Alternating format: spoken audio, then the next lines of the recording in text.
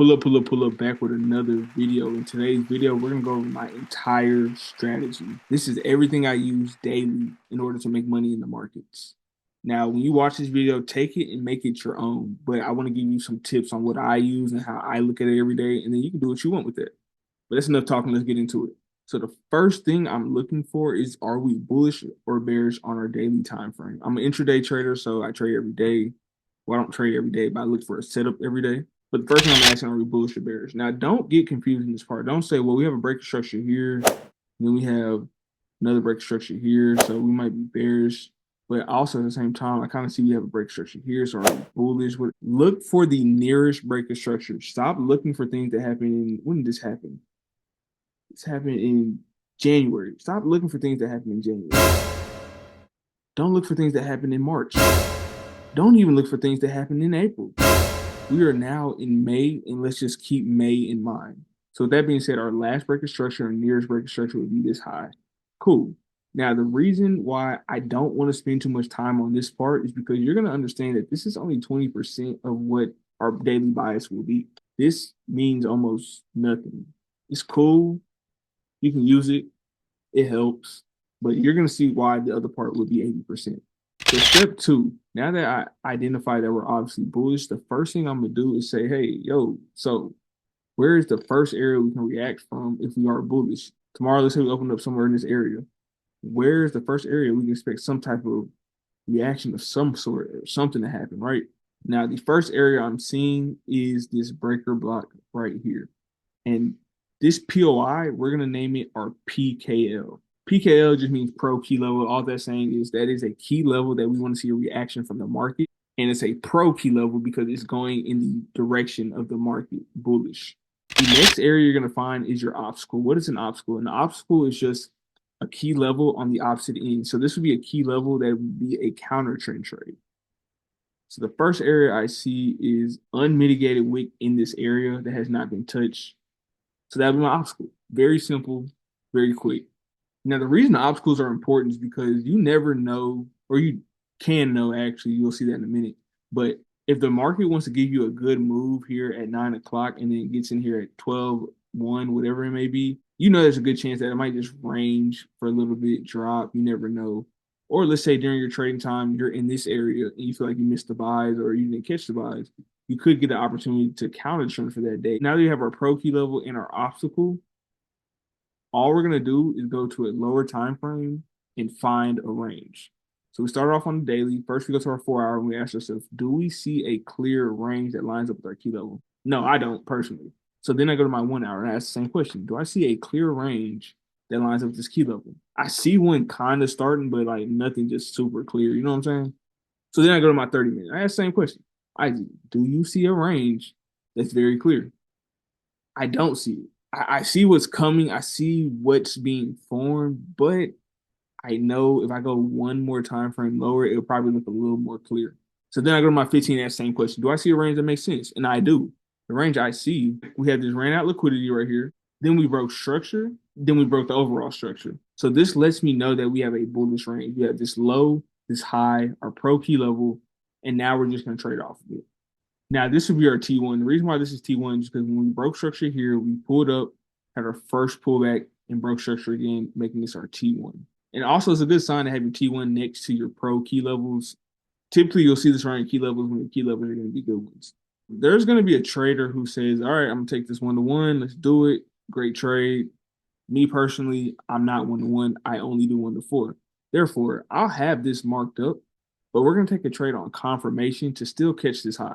So now that we're here, all we're going to do is wait for it to get to our key level.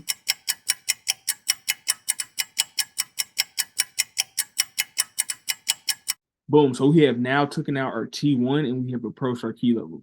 The very next thing I'm going to do is go to a lower time frame to get an entry. So I'm telling myself, Isaac, if this is going to buy, if this is the right area, whenever we take out this high, that's when we'll start to look for a T1 again and just do the same thing all over again on a lower time frame.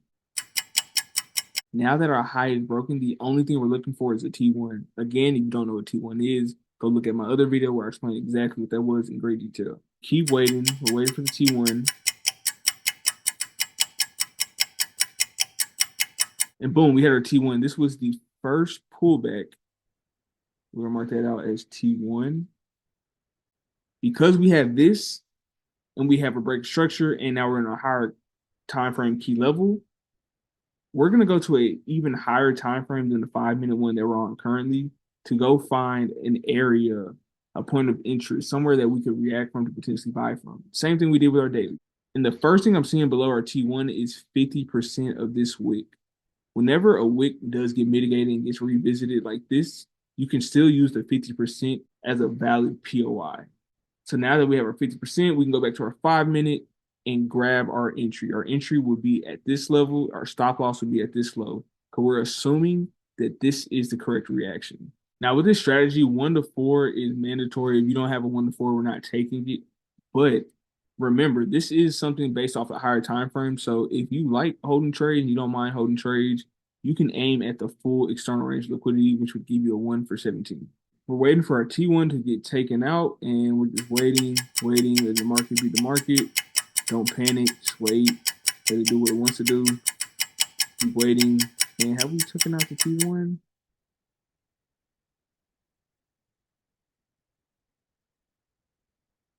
We have, but it kind of looks like equal lows. I would just calm down, don't panic, and let's move this over.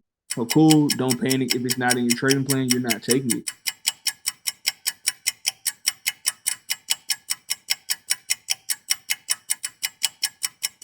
Still waiting, still waiting. And we finally get the entry. We finally tap into our area, and now we're able to place this trade. We then place your entry here, and you would just let the trade play out for what it wants to do.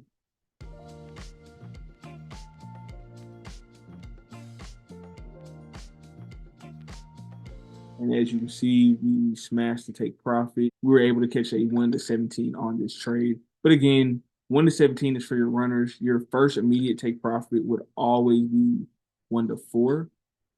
Now, I would understand if somebody held it to 1 to 5 because they're just completing this range right here, which is a 1 to 5, which is, this would be reasonable. But the safe bet is always going to be 1 to 4. But I just broke down my entire trading strategy and I put it all on YouTube at no charge. Bro, if this don't deserve a thumbs up, a comment, a sub, something, I don't think anything I do. Y'all really bugging, but I'm not even gonna say nothing about it because if I just stop showing up and disappear, I'm like, well, they wouldn't even rock with it. But if y'all really feeling like y'all getting something from this, go ahead and do that for me. That way I know I'm gonna keep going. I swear to God. Nah, but anyways, I'm just playing. If you like it, give me a thumbs up. If you don't, give me a thumbs down. You let me know how you feel. That way I know what to do better. But yeah, we almost at 100 subs, y'all. If y'all can get us to 100 subs, it's gonna be special. We're gonna have free one-on-ones left and right, left and right. And if you're trying to be a part of those free one-on-ones, you already know what to do. Once we hit 100 subs, I'm choosing 5 of you guys to get a free one-on-one. Must be a subscriber. Of course, if you're not subscribed to the channel, really don't know what you're doing. I know what you're waiting on, but I'm gonna give you time to think about it. Everybody needs time. You must also be following the Instagram page. You gotta follow the TikTok page. And I need you to comment on at least 3 videos. Just let me know. And I'm not saying comment and tell me how I'm amazing and great. Like, that's not what I'm asking for. I'm asking you to comment so you can tell me, like, hey, I don't understand this. Can you clear this up? Or, yeah, it was great. It was amazing. I appreciate it. Whatever it may be. Once you do that, all you need to do is DM me the proof on Instagram, and you guys will be in the drawing for the free one-on-ones, the 5 lucky subscribers. So I appreciate y'all kicking it with me. Remember, y'all stay cool, y'all stay calm, y'all stay safe, and I'm going to catch y'all on the next one.